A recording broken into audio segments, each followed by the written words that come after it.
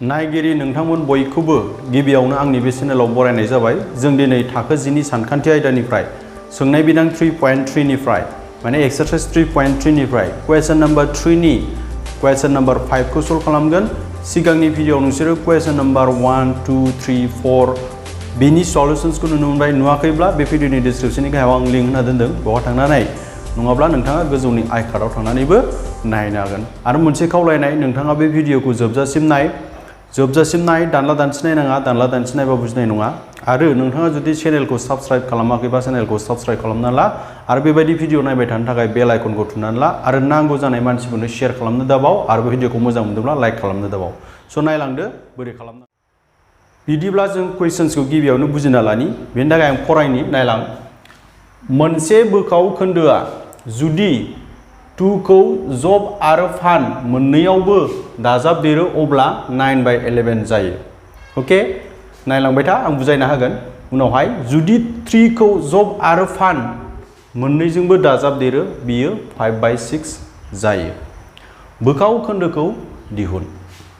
होमबा इंलिश मिडियामनि क्वेश्चन्सआव नायलाय मा होनदों? ए fraction बिकाम्स 9/11 if 2 is added to both the numerator and the denominator. If 3 is added to both the numerator and denominator, it becomes 5/6. Find the fraction. माने मा होनना बुंदों क्वेश्चन्सखौ नाय। बोखाव खोन्दो, मोनसे बोखाव खोन्दोजों, जेनेबा सापस आं मोनसे बोखाव खोन्दो लाबाय 2/3। बे मोनसे बोखाव खोन्दोजों जुदि जब आरो फान माने गोजौआवबो गाहायावबो आं जुदि 2 खौ मा खालामोब्ला दाजाबोब्ला, जेनेबा दाजाबबाय आरो आङो नै जेनेबा दाजाबबाय मायावबो गोजौआवबो गाहायावबो दाजाबोब्ला बोखाव खोन्दोआ बेसे जायोनो 9/11 जायोनो। बेसे जायो? 9/11. If 2 is added होनदोंना to both the numerator and denominator, the fraction becomes बेसेबांनो 9/11. थिग बेबायदिनो बोखाव खोन्दोखौ आं मा लादोंमोन? जेनेबा 2/3 लादोंमोन। थिग बेबायदिनो नेक्स्टआव मा होनदों? 3 खौ प्लास खालामोब्ला, गोजौआवबो गाहायावबो 3 खौ प्लास खालामोबा बोखाव खोन्दोआ बेसे जायोनो? फ्रेक्शना बेसे जायोनो? 5/6 जायोनो। अके, होमबा बै बोखाव खोन्दोखौ दिहुननांगौ जोङो। बै बोखाव खोन्दोआ मा बेखौ दिहुननांगौ। बेवहाय नोंसोर साननो हागौ 2 + 2 थ' 4 सो जागौमोन, 3 + 2 थ' 5 सो जागौमोन। नाथाय आं जास्ट हमनासो लादों। मानो हमना लादों? नै नाय, जेनेबा बाव मोनसे बोखाव खोन्दो होनदों नालाय, बोखाव खोन्दोजों गोजौआवबो गाहायावबो 2 प्लास खालामबा बेसेबां मोनो? गोजौआवबो गाहायावबो 3 प्लास खालामबा बेसेबां मोनो? बेखौ दिन्थिनो थाखायसो आं जास्ट हमना लाथ'दों। बे जेनेबा 2/3 आरो बोखाव खोन्दोआ। होमबा जोंथ' दायो मिथिया जे बोखाव खोन्दोआ मा। बोखाव खोन्दोखौ आं जुदि x/y लायोब्ला, अके, बोखाव खोन्दोखौ आं x/y लायोब्ला गोजौआवबो गाहायावबो माने x जोंबो y जोंबो 2 प्लास खालामबा बोखाव खोन्दोआ बेसे जायोनो? 9/11 जायो। थिग बेबायदिनो बोखाव खोन्दोआ, बे बोखाव खोन्दोजों गोजौआवबो गाहायावबो 3 प्लास खालामबा बोखाव खोन्दोआ बेसे जायोनो? 5/6 जायो। बे केसनिफ्राय जों मा खालामनांगौ? बोखाव खोन्दोखौ दिहुननांगौ। बोखाव खोन्दोखौ दिहुननांगौ माने फ्रेक्शनखौ दिहुननांगौ। माने सोरखौ दिहुननांगौ होननानै हमना लानो हायो दायो? x/y खौ दिहुनना लानो हायो। अके, स' मा खालाम? जेबो गोरा गैया, बोखाव खोन्दोखौल' नों मा हम? x/y हम। स' आं सानो नोंथांमोना कुइसन्सखौ बुजिबाय। कुइसन्सखौ बुजियाखैबा भिडियोखौ खनसे बोना नायफिन। स' माखौ दिहुननो होनदों? बोखाव खोन्दो दिहुननो होदों, नङा होमबा? We have to find fraction. बे फ्रेक्शनखौनो हमनानै ला, बे बोखाव खोन्दोखौनो जों हमना लानोसै। हमबाय, ओंखायनो लिरदो हमबाय, लेट बोखाव खोन्दोआ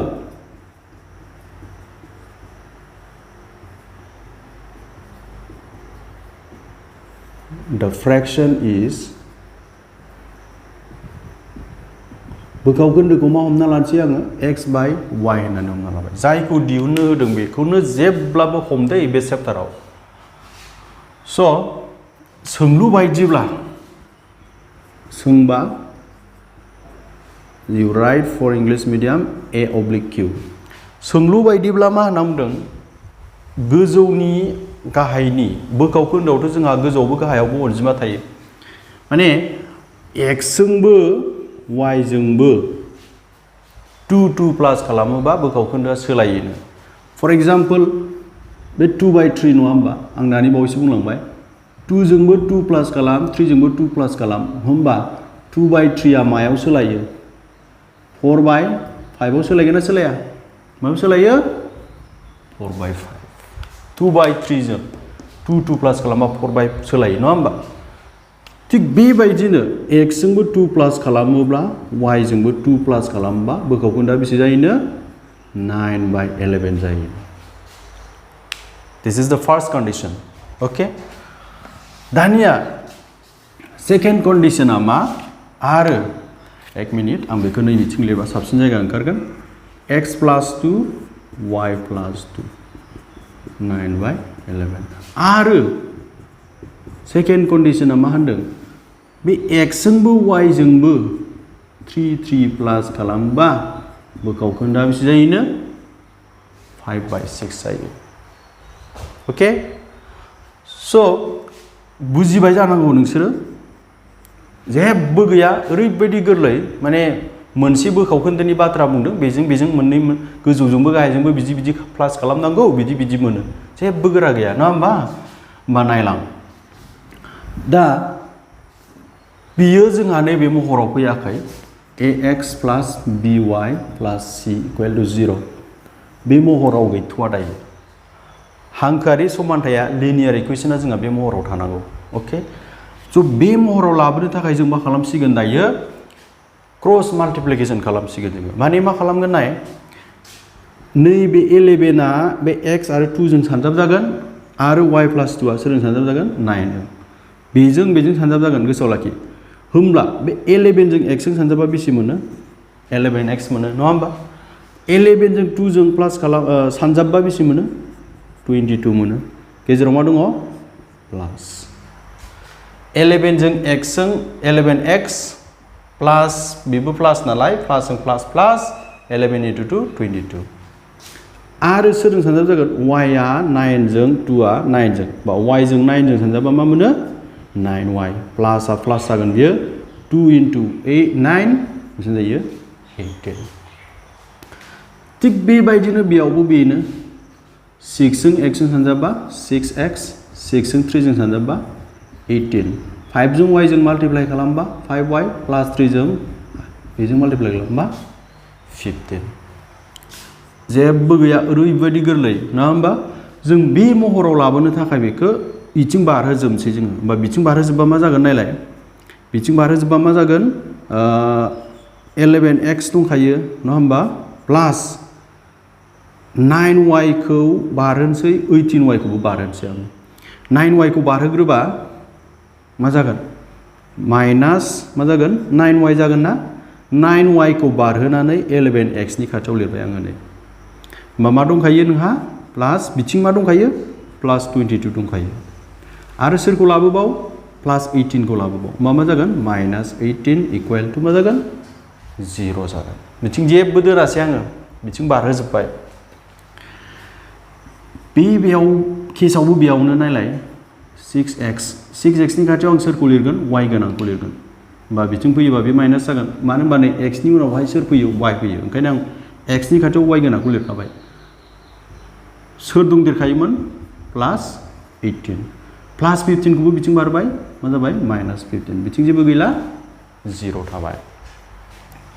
स' मा जागोन नायलाय बिसोर मोननैजोंथ' जोंहा जेबो खालामनो हाया मानो होनबा बेहा x गोनां बेहा y गोनां जों बिसोर मोननैजों जेबो खालामनो हाया नाथाय नै बिसोर मोननैजों जोङो माबा मोनसे खालामनो हागोन मानो होनबा बिसोरो मोननैबो नाम्बार मोननैबो अनजिमा होमबा प्लास आरो माइनास बा मा खालामखानांगौ दानख'लायखानांगौ माइनास खालामनांगौ 22 निफ्राय 18 खौ दानख' बेसे मोनगोन नोङो 4 मोनगोन सोर देरसिन प्लासआ ओंखायनो सिना प्लास जाबाय थिग बेबायदिनो बेयावबो बिसोर मोननैजों दानख'लायबाय सोर 3 थागोन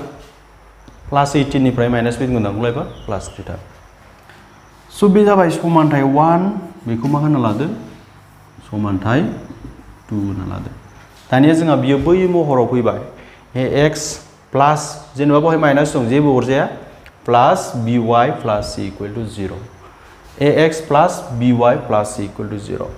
बाव माइनास दं जेबो टेनसन लानाङा बेखौ बे सिना जेबो नङा खिन्थु बे महराव दङ होमबा जोंहा दिहुननो गोनां समानथाय जराखौ मोनबाय स' जोंखौ मा होनना बुंदोंमोन समानथाय जरा दानांगौ होननानै बुंदोंमोन समानथाय जरा दानांगौखौ मोनबाय दै दायो जों माखौ दिहुननांगौ बोखाव खोन्दोखौ दिहुननांगौ माने जों माखौ दिहुननांगौ नैबेखौ दिहुननांगौ we have to find x by y होमबा जों मानि मान दिहुननांगोन x आरो y नि स' क्वेश्चन नाम्बार 3 खौ नोंसोरो नोंसिनि बिजाबाव नाय नोंसिनि बुकआव नाय बाव मा होनखादों फज'स्लायनाय आदबजों मावफुंथाय दिहुन होनना बुंदों solve by substitution method स' बेवहाय जों मा मदद बाहायसिगोन फज'स्लायनाय आदब बाहायगोन फज'स्लायनाय आदबाव मा खालामनांगौ समानथाय 1 निफ्राय बा समानथाय 2 निफ्राय x नङाब्ला y नि मान दिहुनना लानांगौ अके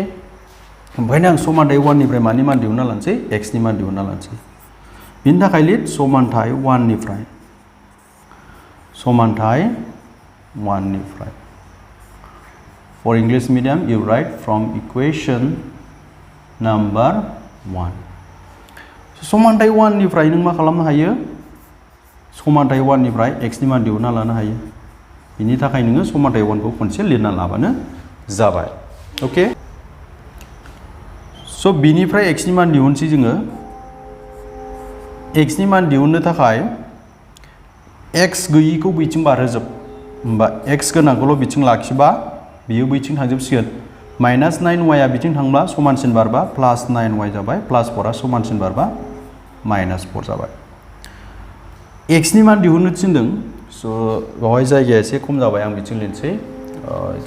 आङो बियो बिनिफ्राय दै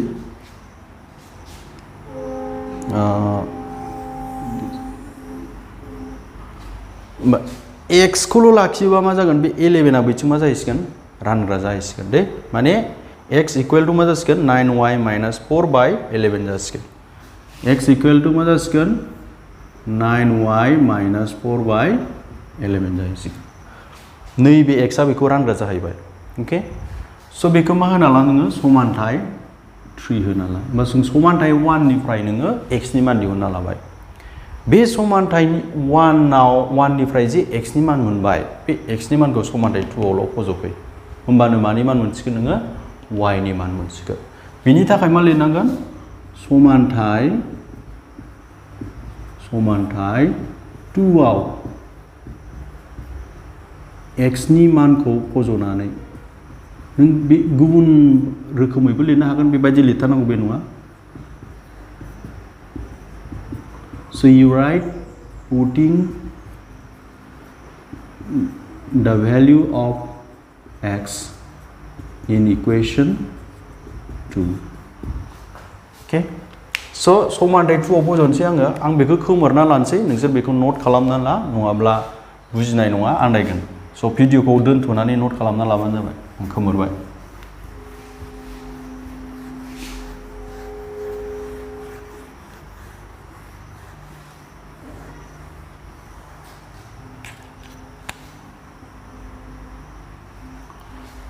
स' x नि मानखौ समानथाय 2 आव फज'नाय होननाय लोगो लोगो समानथाय 2 खौ नाहरदो समानथाय 2 आव मा दंमोन 6x minus 5y plus 3 equal to 0 दंमोन समानथाय 2 आव फज'नोसै x नि जायगायाव फज'नोसै नैबे x नि जायगायाव फज'नोसै बेसेबांखौ फज'दो इखौ मा बिलाय 9y माइनास 4 बाय 11 ओके माइनासआ माइनास 5y आ 5y प्लास आ प्लास 3 आ 3 इक्वल टू 0 0 बुझिबाय ना बिसोर मोननैजों माबा मोनसे खालामनो हागोन नामा 6 जों 11 जों रानलायनो हागौमोन नाथाय बिसोर मोननैजों रानलायनो हाया होमब्ला मा खालामनांगौ होनबाय थादों आङो सिगांनि भिडिअ नायबा मिथिगोन बेनि थाखाय बे भिडिअनि डिसक्रिपसन गायाव लिंक होना दोनजोबदों बेयाव थांना नाय 6 जों 9 जों सानजाब जागोन 6 जों सोरजों सानजाब जागोन 4 जों ब्रेकेट बोखारनाय लोगो लोगो गोसोआव लाखिदे होमबा 6 जों 9 जों सानजाबा बेसे मोनगोन नोङो 54y मोनगोन 6 जों 4 जों सानजाबा बेसे मोनगोन 24 मोनगोन गाहायनिया गाहायनि थाबाय नै ओके जुदि बियो 12 मोनब्ला नैबे जेनेबा 12 मोनब्ला 6 जों 12 जों दाननो हागौमोन नै बेसे मोनगौमोन नोङो 2 मोनगौमोन नाथाय बेथ' 11 सो ना राननो हायाबा मा खालामनांगौ बे 6 जों बे 9 4 बेखौ सानजाबबानो जाबाय माइनास 5y आ 5y प्लास 3 आ प्लास 3 इक्वल टू 0 आ 0 ओके स' नायनोसै जों दानिया जोङो मा खालामबा जोंहा साबसिन जागोन स' बेखौ खोमोनसै आङो जोङो मा खालामबा साबसिन जागोन बावहायबो गाहायाव जोंहा मा दङ 11 दङ नाथाय बिसोराथ' गाहायाव जेबो गैया होमबा नों मा खालामदो दुसासा लादो एलसिएम ला एलसिएम दुसासा दै माखौ दुसासा होनो मिथिखायो नङा होमबा दुसासाया मायाव दङ सरि मा जागोन 11 जागोन माने 11 जागोन गाहायाव अनलि सोर 11 ल'सो दङ गाहायाव जाय अनजिमा थायो बे अनजिमायानो दुसासा जागोन गोसोआव लाखि दे मोनसेल'बासो नाथाय मोननै मोनथामबा जाया दै मिथिखायो नोंसोरो 11 जों 11 रानदो 11 जों 11 रानबा बेसेबां मोनो 1 बै राननानै मोननायखौ गोजौजों सानजाब 1 जोंथ' नों बेखौ सानजाबा बेखौनो मोनगोन ना नै बेखौनो मोनफिनखागोन 11 नि गोजौआव मा दं बेजों सानजाबनांगौ 11 जों 11 राननानै मोननायखौ नोंथ' गोजौनियाव मा दं नुबाय 54y माइनास 24 बेखौनो मोनफिनगोन नों मानो होनबा 1 जों सानजाबा नों जायखिजाया अनजिमाखौ 1 जों सानजाबा बेखौनो मोनफिनखायो नाथाय बेनाथ' गाहायाव जेबो गैयाना बेनाथ' गाहायाव जेबो गैया माने मा दं सानना ला 1 दं सानना ला 1 जों 11 खौ रान 11 खौनो मोनफिनगोन होमबा राननानै मोननाया मायानो जाफिनगोन 11 आनो जाफिनगोन नङा होमबा बे 11 जों 5y खौ सानजाबा मा मोनगोन 55y थिग बेबायदिनो 3 नि गाहायावबो मा दङ 1 जों 11 खौ रानहरबा 11 आनो 11 जों 3 जों सानजाबा माया 33 स' जों बेसेबां मोनबाय नायलां मोजां नायलां दै भिडिअखौ मोजां मोनोब्ला लाइक खालामनो बावनाङा नोंथांमोननि लाइकआ आंनो ओरैबायदि थुलुंगानाय होयो ना माने साबसिननिफ्राय हामसिन भिडिअ लाबोनो गोसो जायो आरो नांगौ जानाय मानसिफोरनि शेयार खालामनो दाबाव मानो होनोब्ला बेबायदि भिडिअआ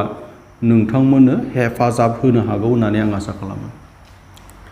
होमबा नाय मा जागोन बे 11 खौ आं बैथिं लांसै बे गाहायाव थानायखौ बैथिं लांबा मा जायो सानजाब जाहैयो 54y माइनास 24 माइनास 55y प्लास 33 11 0 जों 11 जों सानजाब जाहैसिगोन दे अके होमबा नाय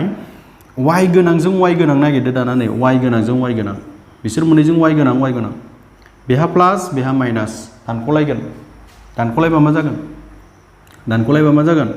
54y 55y नै मोनसेया प्लास मोनसेया माइनास होमबा दानख'लायबा मा जागोन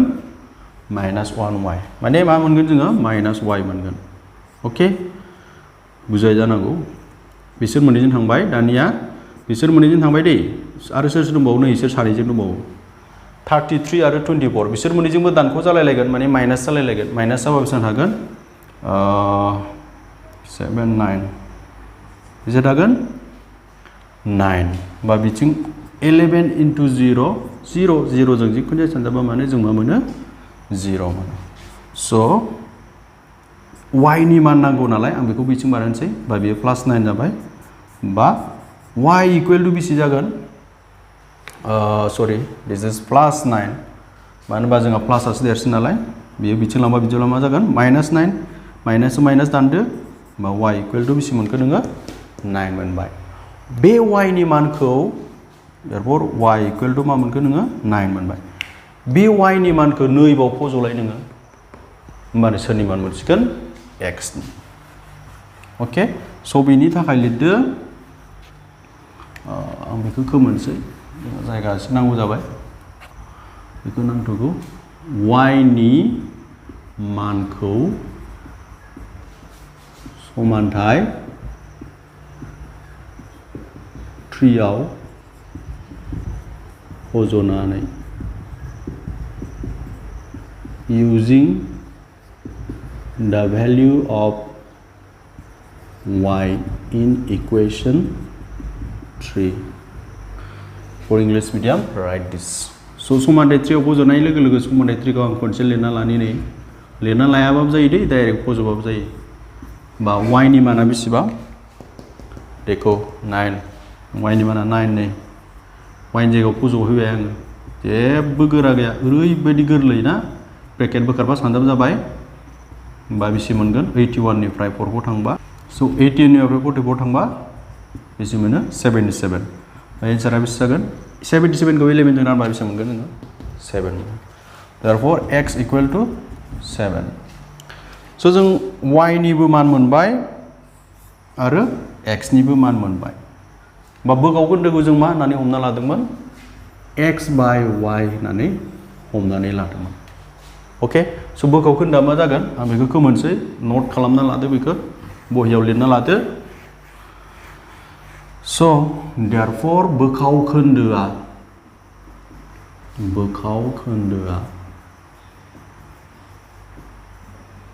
fraction is x by y मोन नालाय x नि जायगायाव बेसे मोनखो 7 मोनबाय y नि जायगायाव बेसे मोनखो 9 मोनबाय ओके स' जों चेक खालामनि दा क्वेश्चन्सखौ जों चेक खालामफिननो हायो नाय बिसोर मा जोंथ' बोखाव खोन्दोखौ 7 by 9 मोनबाय बिसोर मा बुंदोंमोन 2 प्लास खालामबा 2 प्लास खालामबा बेसे जायोनो 9 by 11 जायो नंगौ ओके थिगानो आरो 3 प्लास खालामबा